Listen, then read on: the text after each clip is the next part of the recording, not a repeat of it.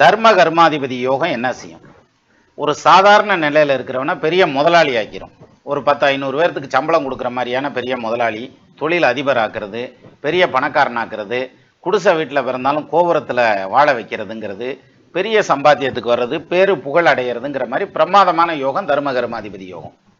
இல்லை நிறைய பேர்த்துக்கு ஜாதகத்தில் தர்ம கர்மாதிபதி யோகம் இருக்கும். அது வாட்டுக்கு கோமா ஸ்டேஜில் படுத்திருக்கும் அந்த யோகம்.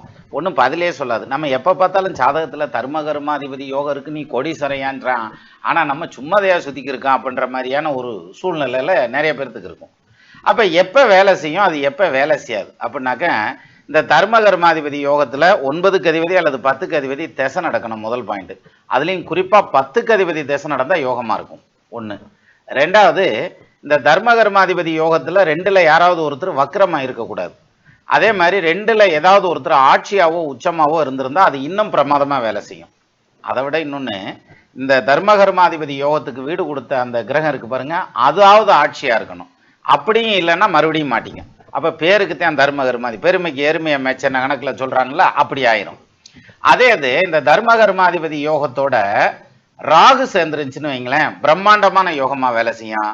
அவங்க தான் அந்த தர்ம கர்மாதிபதி யோகத்தை அப்படி ட்ரிபிள் த டைம் அனுபவிப்பாங்கங்கிற மாதிரியான அமைப்பு மிகப்பெரிய வெற்றியை கொடுக்கும்.